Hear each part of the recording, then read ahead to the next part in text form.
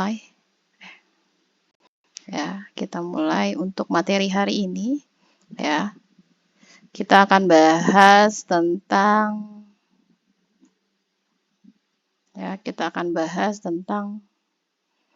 user interface design, ya, user interface design dan pemeliharaan perangkat lunak. Ya, untuk pertemuan yang 11 kemarin ada pertanyaan terlebih dahulu atau enggak?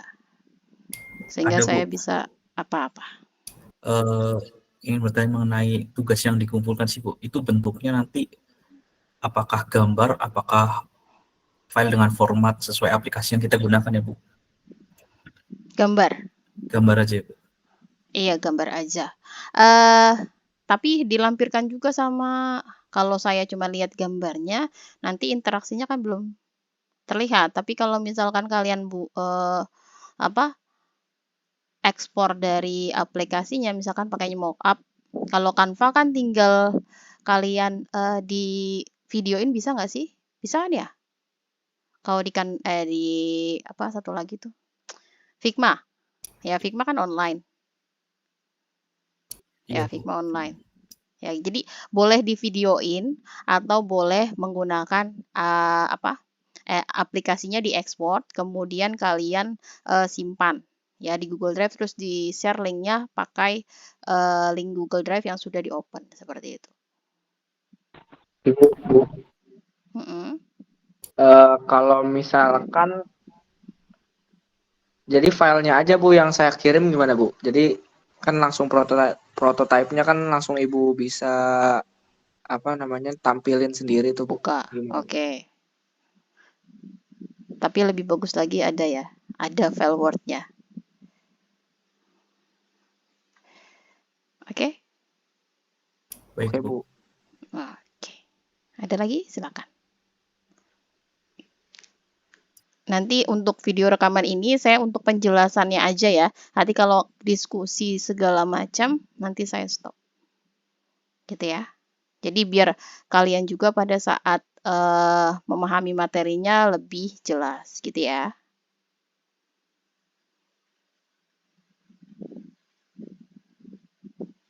Oke, kita mulai. Hari ini kita bahas tentang user interface design. Jadi gimana caranya kita mendesain sebuah interface ya buat si pengguna itu seperti apa. Kemudian pemeliharaan perangkat lunaknya seperti apa. Ya, yang nanti ini akan kita bahas satu persatu. Ya. Pertama, tahapan perancangan terstrukturnya seperti apa, kemudian perangkat pemodelan perancangan terstrukturnya menggunakan apa, ya.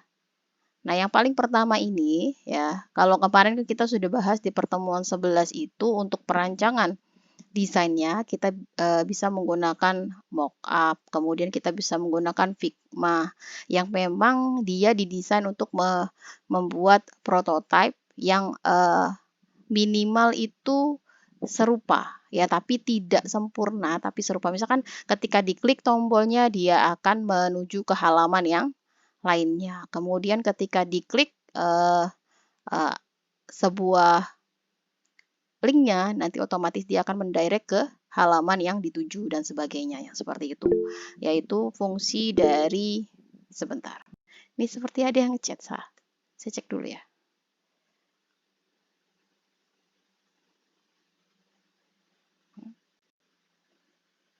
Ada yang resen? Oh, Eka. Kenapa resen? Ya Bu, saya mau tanya seputar prototipnya. Di dokumen SRS yang saya buat kan, yang saya kirim kemarin, itu kan ada sinkron sama database. Jadi untuk prototipenya nggak usah Bu ya? Hanya sampai pas mau include ke database aja kali ya? Boleh. Jadi sebisa mungkin minimal, memang tidak sempurna, tapi minimal mendekati ya. Oke Bu, terima kasih Bu. Oke. Sudah?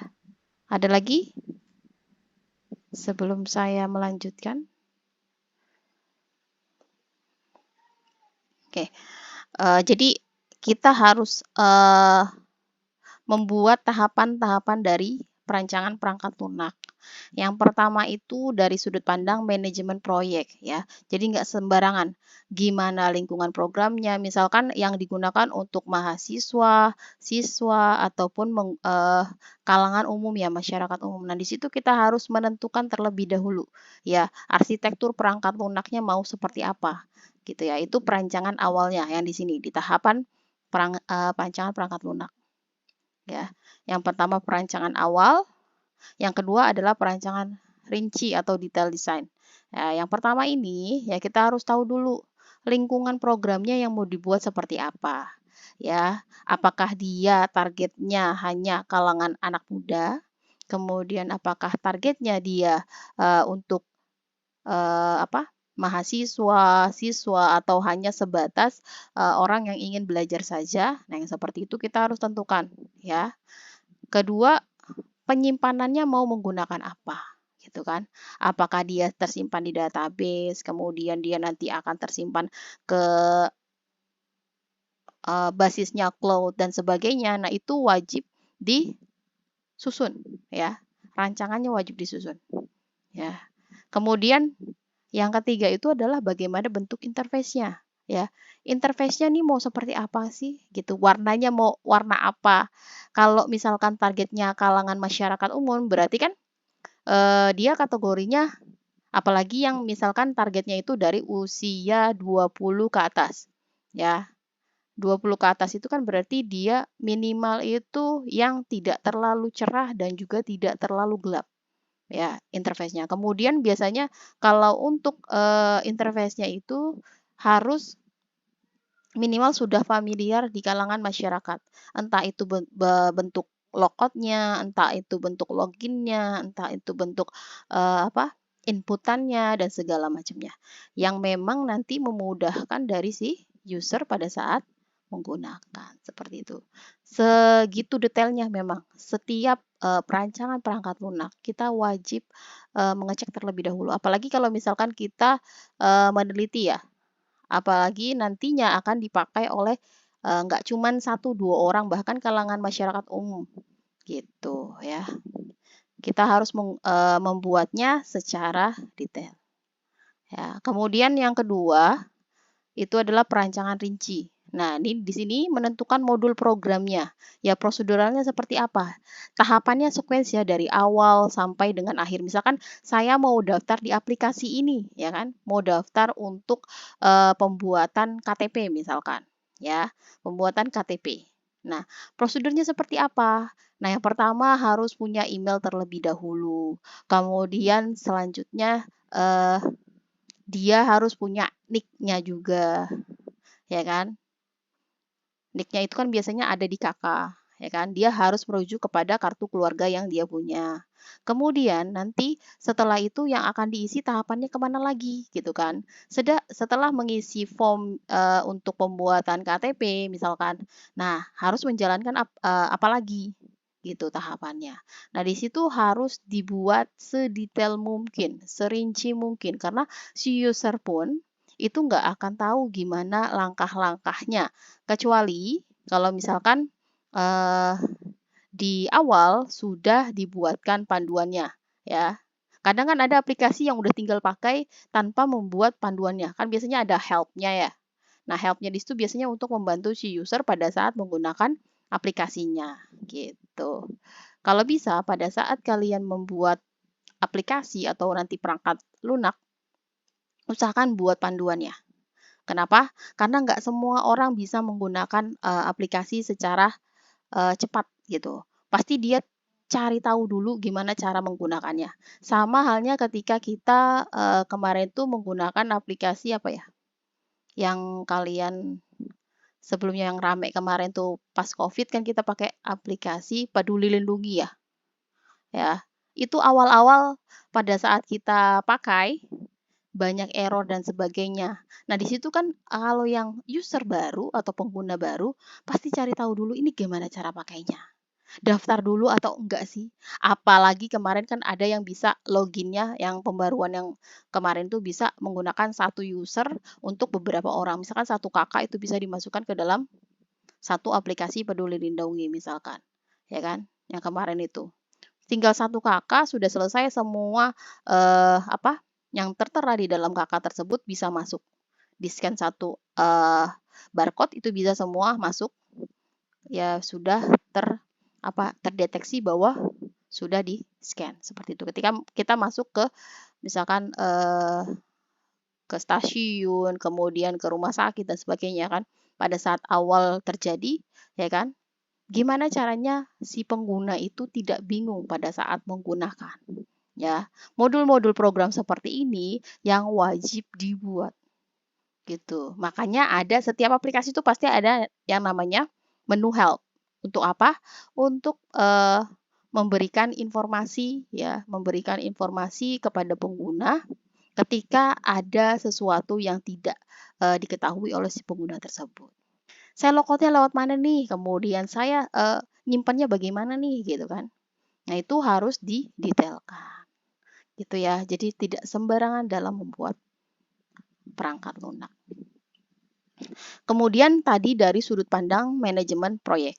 Sedangkan dari sudut pandang teknisnya, yaitu biasanya ada 4. Ada perancangan data, perancangan arsitektural, perancangan prosedural, kemudian perancangan antarmuka pemakai. Ya. Perancangan data di sini, ya, perancangan data di sini itu wajib, ya, harus ada yang namanya pembuatan modelnya, ya, pembuatan modelnya. Nanti modelnya mau seperti apa, menggunakan pemodelannya misalkan kemarin pakai use case ataupun kemarin menggunakan pakai activity diagram dan sebagainya. Itu perancangan datanya seperti apa. Kemudian perencanaan arsitekturalnya, ya.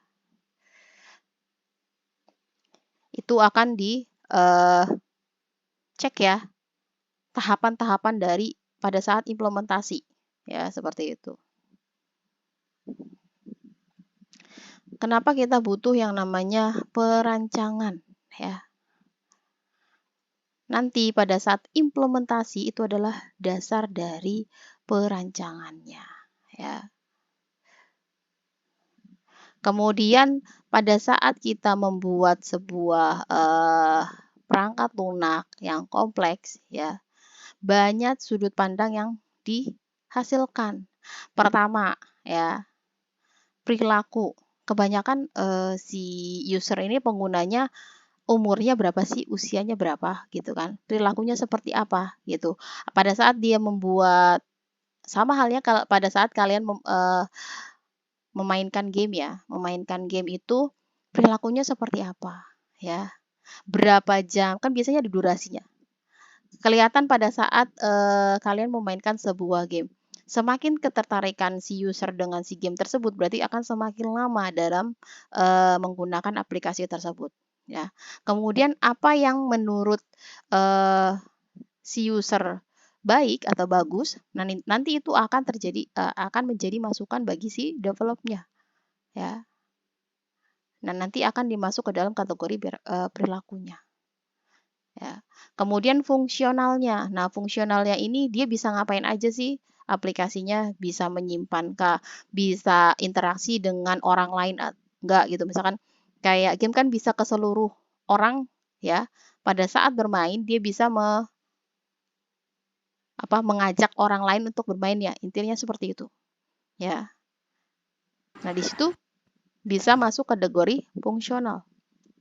Nah, kemudian apalagi yang ditampilkan, misalkan health-nya ada, kemudian nanti ada panduannya, kemudian nanti ada lama durasinya, kemudian nanti ada untuk aktornya siapa aja dan sebagainya. Ya, seperti itu fungsi fungsionalnya. Ya. Kemudian pemodelan data ini biasanya menggunakan gambar, ya.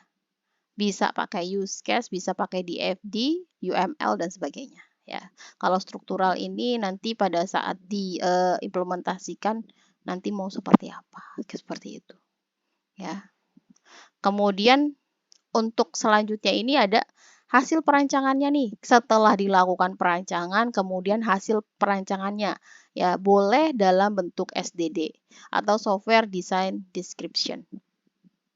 Nah, nanti model ini akan dijadikan sebagai proses codingnya, ya. Jadi dari tadi kita sudah merancang alurnya mau seperti apa sampai dengan hasil keluarannya mau seperti apa. Misalkan kan kalau gamenya itu kan pasti ada level-levelnya. Nah, itu keluarannya, ya. Kalau misalkan sistem tadi pembuatan KTP pasti nanti ada penjadwalan untuk foto dan sebagainya. Nah, yang seperti itu masuk ke dalam, ya, didokumentasikan ke file SDD atau software design description yang nanti akan diimplementasikan atau diterapkan ke dalam coding, ya.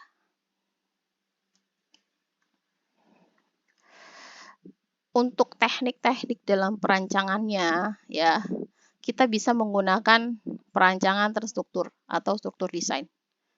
Ya, ini bisa menggunakan pemodelan aliran data. Kalau untuk aliran data, kita bisa menggunakan software-software, ya. Software-softwarenya itu ada DFD, data flow diagram, ya kan? Nah, biasanya ada aturan-aturannya. Misalkan ketika menyimpan data, semuanya wajib diisi, ya. Ketika kita pengisian KTP, nama, alamat harus jelas, kemudian kecamatan, kelurahan, dan lain sebagainya itu wajib jelas, ya, yang seperti itu. Ketika itu tidak ada satu yang tidak terisi, ya, isian dari kolomnya itu tidak bisa tersimpan. Itu adalah aturan atau prinsip-prinsip yang dibuat pada saat perancangan, ya. Nah, ini kalau ini contohnya. Contoh rancangan top down. Ini ada menu telepon.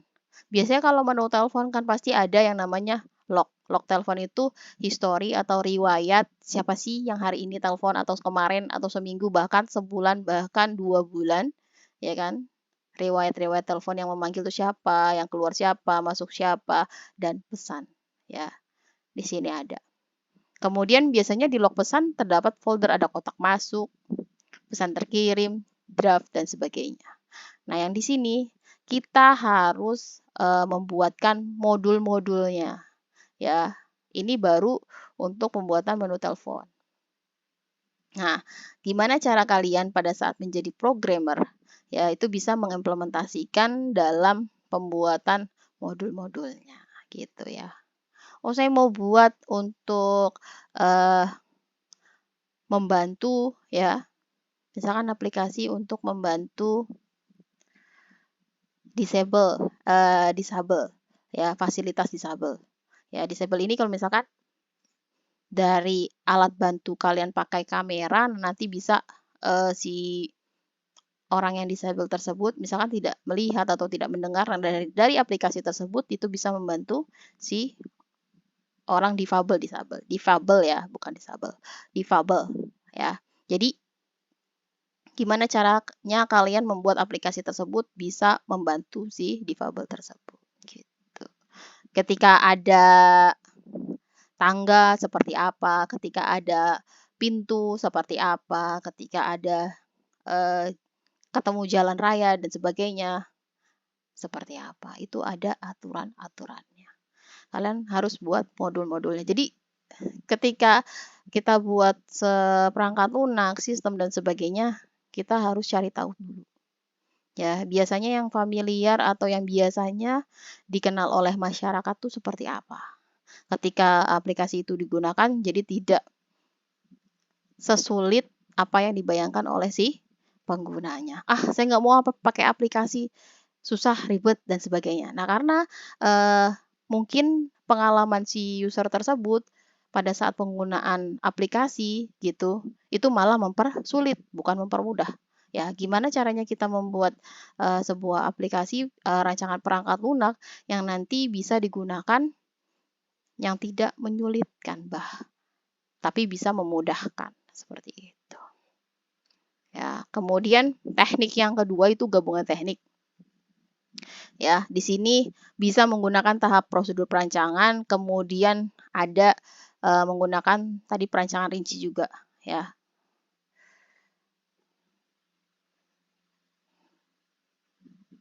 Oke, kalau ini saya lewati karena hanya penjelasan. Jadi intinya kalau untuk merancang sebuah perangkat lunak harus menyertakan teknik-tekniknya, ya. Perancangan yang baik itu seperti apa, perancangan yang tidak baik itu seperti apa, gitu. Tadi sekilas penjelasannya. Nah, dalam tahapan perancangan struktur, ya, terstruktur ini ada 4 tahapan. Biasanya hasilnya itu dibuatkan data flow diagram, ya, yang biasanya ada kotak-kotak alirnya, aliran datanya kemana, ya, tersimpan atau nanti masuk ke dalam sebuah aliran lagi dan sebagainya. Ya, kemudian biasanya pada saat hasil perancangannya, ya, bisa juga menggunakan struktur chart, ya, berdasarkan tadi yang di awal, data flow diagram, ya. Kemudian baru nanti dievaluasi.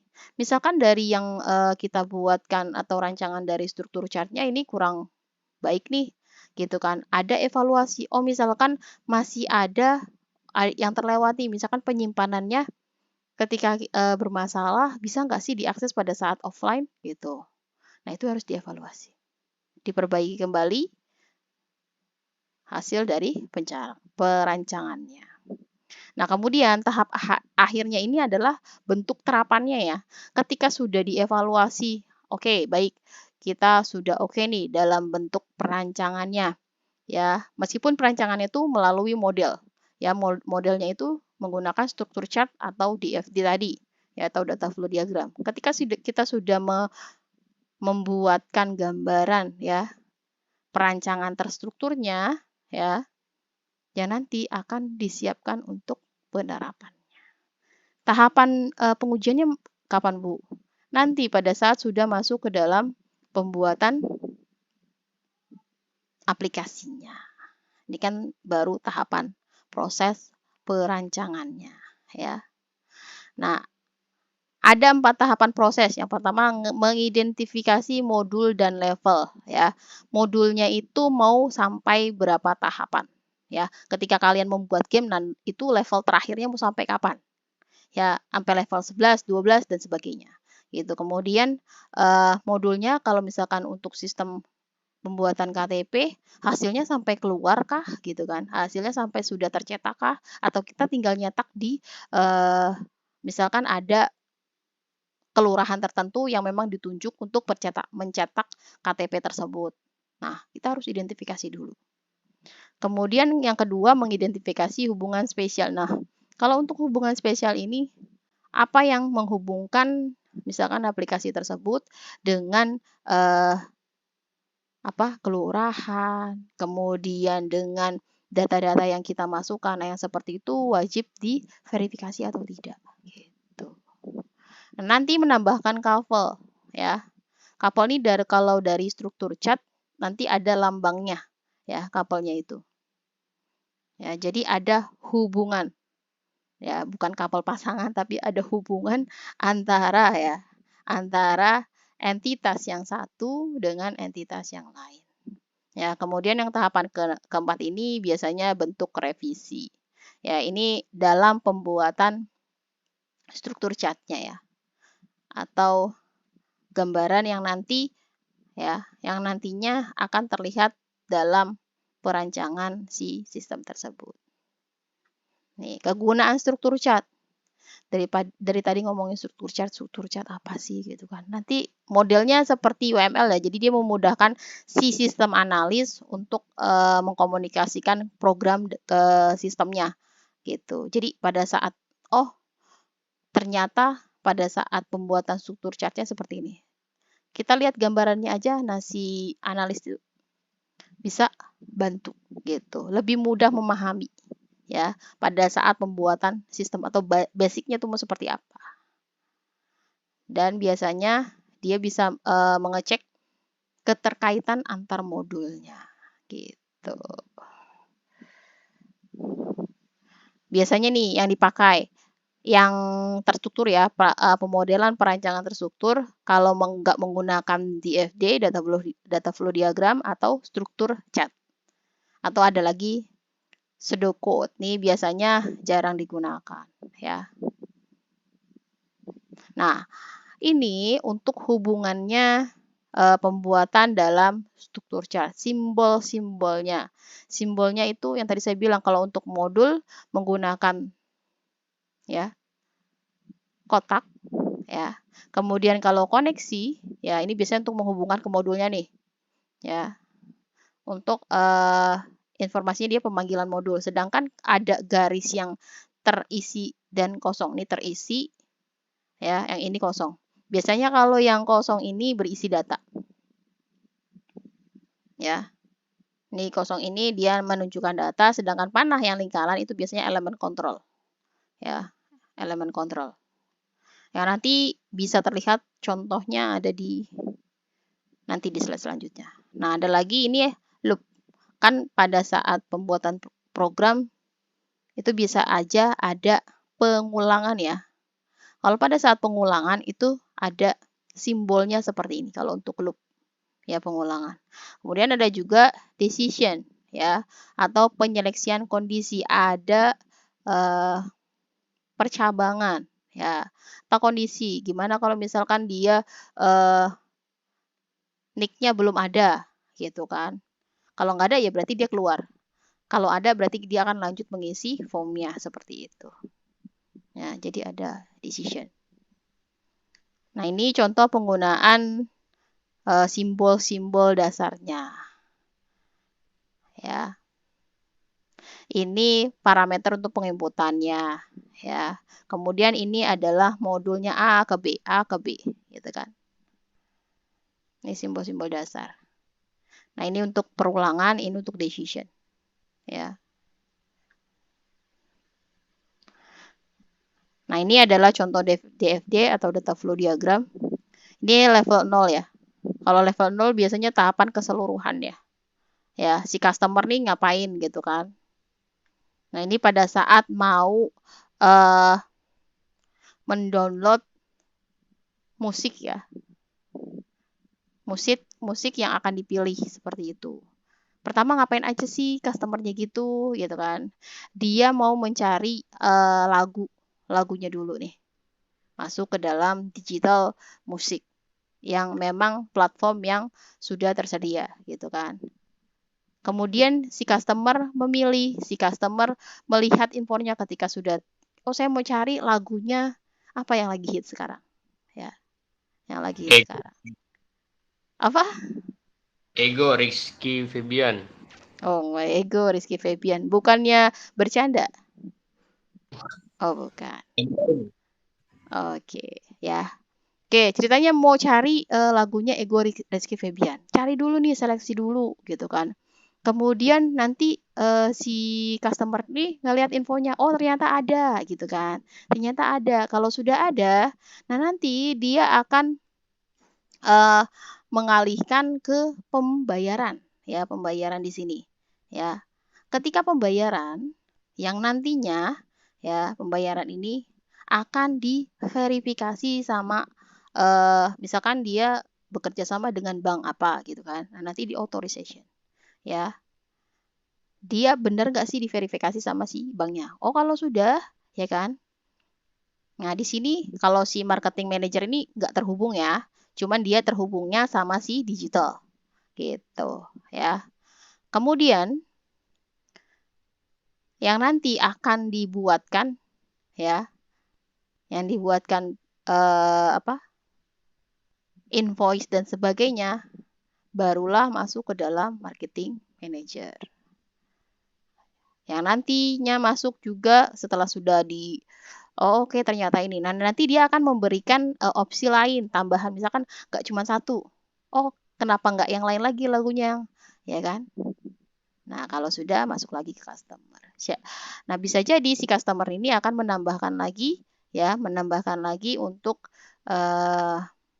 mendownload audio atau musik yang akan diambil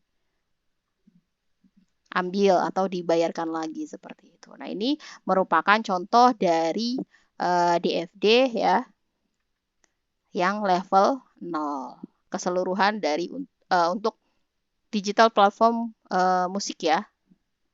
Jadi downloadnya ini yang platform yang resmi ya, bukan yang sembarangan. Bukan yang ilegal tapi legal. Ya. Oke, lanjut. Nah, dari level 0 tadi dibuatkan level 1. Ya. Level 1 ini bentuknya sudah mulai detail, ya. Kalau tadi kan level 0-nya secara keseluruhan, ya. Untuk modul-modulnya ini pembayaran, kemudian manajer marketingnya seperti apa, ini platformnya gitu kan.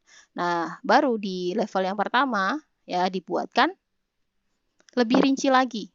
Yang pertama ini pencariannya dari lagunya. Kemudian yang kedua pembayaran dari lagunya. Ya, kemudian promosinya. Ya. Tapi tetap ya, entitas utamanya atau modul utamanya adalah customer payment clearing house, ya pembayaran pada saat pembelian. Kemudian yang ketiga adalah marketing manager, karena dia awal mula pembentukan dasar dari si modul platform digital ini, gitu kan? Nah, baru didetailkan pada saat pencarian ini ngapain aja sih si customer ya kan? Nah, dia berhubungan sama apa nih? Kalau dia berhubungannya, ini ada customer favorit kan biasanya kalian kalau mau lihat-lihat lagu ada yang namanya favorit, yang disukain, yang mana? Nah, ini masuk nih, ya. Jadi ini di database-nya, di database dari si digital platformnya. Biasanya kalau yang ini itu sudah masuk ke dalam perilaku si customer-nya, ya. Terus ketertarikan ada favorit, ada ketertarikan. Biasanya kan kalian mau cari apa lagi nih gitu kan? Gak cuman Rizky Febian tadi. Oh misalkan saya mau cari apa Lyodra ya kan? Mau cari lagi siapa lagi? Ya saya nggak terlalu familiar Ziva, dengan apa? Ziva.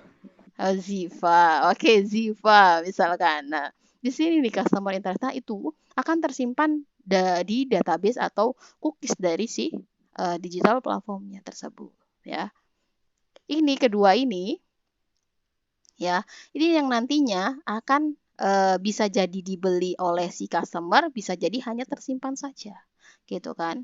Nah, kalau customer interest ini biasanya nanti akan berhubungan sama promosinya.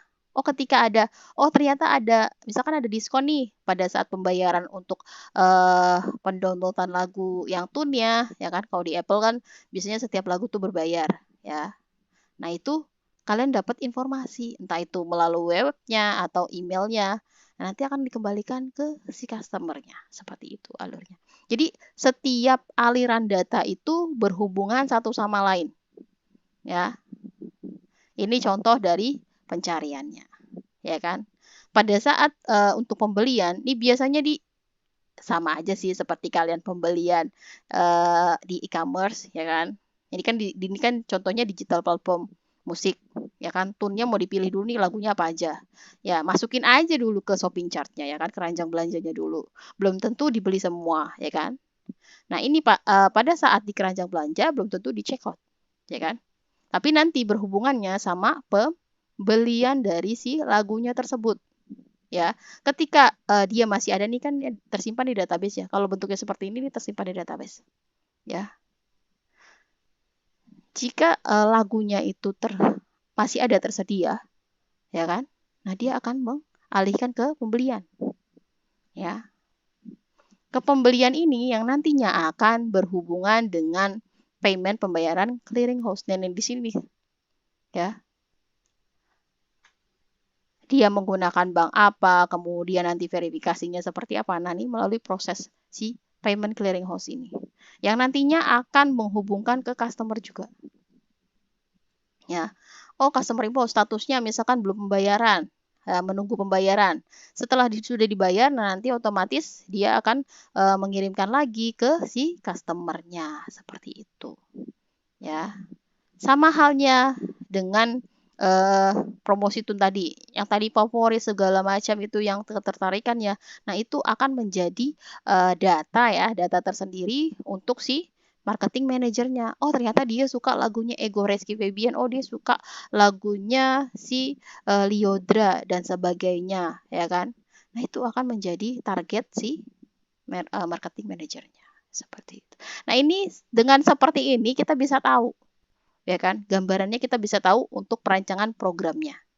Ya, ini dalam bentuk DFD, data flow diagram. Tadi level 0-nya, yang ini level 1-nya. Ya, kemudian untuk struktur chartnya, ya, ini biasanya untuk mempresentasikan modul kontrol. Jadi nanti terlihat untuk dari keseluruhan ya di DFD level 0. Kalau yang DFD level konteks ya, yang tadi ini, yang dari 0 ini. Oke. Nah, setelah itu ya, setelah itu barulah dibuatkan hierarki ya, modul dan levelnya. Yang tingkat satunya mau seperti apa? Yang tadi kan yang paling pertama itu adalah platformnya dulu ya, platform digital musiknya. Ya kan? Baru nanti dia berhubungan sama siapa aja. Ya kan? Modul-modulnya berhubungan sama siapa aja. Ini kalian pada saat pembuatan aplikasi, ini aplikasinya, kemudian ini menu-menunya. Gitu. Ini menu pencarian, ini menu pembelian, yang ini menu promosi. Ya kan? Di dalam menu pencarian itu ada yang namanya untuk pada saat pencarian lagu misalkan dia meload websitenya dulu. Kemudian dia memproses, merequest lagu yang dicari oleh si customer misalkan. Kemudian nanti penyeleksian atau memilih, si customer udah cari, kemudian dia lagi milih-milih, nah ini masuk ke dalam pencarian lagunya. Kemudian yang untuk pembelian, di sini ada pembuatan akun, ada retrieve ini untuk ini ya. Jadi udah diverifikasi dulu sama si pihak platformnya, platform digital musiknya, baru nanti dia bisa menggunakan akunnya. Nah, seperti itu. Nanti kalau akunnya sudah oke, ya kan, sudah diverifikasi, baru nanti kalau misalkan mau bayar, dia ada proses pembayaran. Ada confirm pembayaran atau pembelian. Barulah sudah bisa dirilis. Bisa mendownload lagunya. Kemudian kalau promosi lagunya di sini, ya, ini evaluasi dulu si salesnya, ya, penjualan benar nggak sih sesuai sama ketertarikan dari si penggunanya, si usernya gitu kan. Terus ada lagi dia di sini sesuai nggak sih, ya kan? Sesuai nggak sih apa yang disukain, ya kan? Disukain sama si usernya. Baru kalau sudah fix ya, sudah pasti dari riwayatnya itu kan terlihat nanti. Oh, dia nih kayaknya ketertarikannya ke lagu-lagu yang mellow gitu kan. Nah, nanti dibuatkan daftar lagunya. Nah, baru nanti dikirimkan emailnya. Gitu. Nah, kalau misalkan dia masih bisa di drop down lagi, ya kan? Ini kan antara purchase, pembelian sama pencarian ini ada lagi. Ya, modul-modulnya. Ya. Kalau di sini kan di proses penyeleksian lagu, dia bisa hanya mendengarkan, bisa menambahkan ke favorit, ya kan? Bisa juga dia langsung membeli. Ya, bisa kan seperti itu. Ya, di sini yang menggunakan Apple ada? Alhamdulillah, nggak ada. Ya, oke. Jadi memang kurang lebih tahapannya seperti itu ya. Kalau yang pembelian tuh pasti ada yang namanya udah sesuai belum yang dibeli, ya kan, nanti dia akan memproses. Ya, baru nanti akunnya sudah benar atau belum, ya. Terus pembayarannya misalkan misalkan dunya itu hanya boleh pembayarannya tuh misalkan dia sudah memproses check out, kemudian 2 jam. Kalau tuh 2 jam tidak melakukan pembayaran, dia akan selesai atau meng-cancel langsung, ya kan. Kalau sudah dibuatkan batasan pembayarannya, barulah nanti ada penerimaan pembayaran infonya. Baru deh di sini sudah mendapatkan authorization atau verifikasi untuk mendownload, biasanya seperti itu. Oke, jadi tahapan-tahapan gini aja kita bisa tahu nih tahapan dari modul-modulnya. Itulah fungsi dari penggambaran DFD, ya. Oke, kalau contoh yang kedua ini ada loop atau perulangan, ya. Nah, kalau ada perulangan di sini, ya kan? Nih, ada tambahan gambaran di sini. Ya. Simbolnya perulangan seperti ini. Mengulang lagi. Ini ada di modul 1.1 sama modul 1, 2, 3. Ya, di sini ada pengulangan. Misalkan dia pencariannya nggak cuma satu nih. Saya nggak cuma mau beli satu, saya nggak cuma mau dengerin satu lagu, misalkan 2, 3 lagu. Nanti dia akan berulang di sini. Ya, kemudian kalau yang di pembayaran, kalau dia beli 2, berarti kan dia berulang lagi nih pembayarannya. Seperti itu. Ya, jadi ketika kita mau membuatkan modul-modul seperti ini, sistem analis tuh bisa tahu dengan melihat gambaran dari DFD ini, gitu kan. Data flow diagram ini. Jadi tinggal lihat, oh ternyata ada perulangan di sini. Jadi dia bisa membuatkan nanti entah itu programmernya sama sistem analisnya, oh ternyata ada perulangan di sini, gitu kan. Oh pembayaran nggak cuma sekali, dia bisa berulang lagi ketika dia mau membuat transaksi lagi, seperti itu. Ya. Kemudian kalau tadi mengidentifikasi hubungan spesialnya dengan ada perulangan, menambahkan perulangan. Yang ketiga ini menambahkan couple. Couple di sini hubungan ya antara biasanya itu antara atribut ya saring berhubungan dengan data ya. Dan itu biasanya ada parameter kontrolnya ya. Nah, ini contohnya. Yang kosong tadi tentang apa? Yang simbol kosong ini?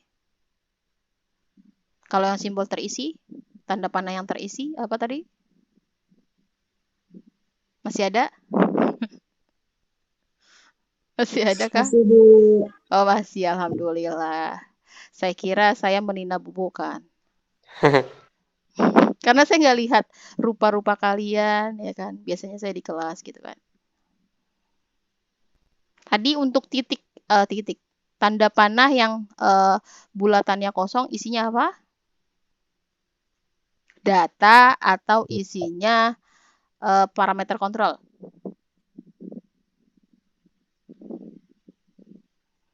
Udah saya kasih opsi. Pilihannya antara 2. Data atau parameter kontrol.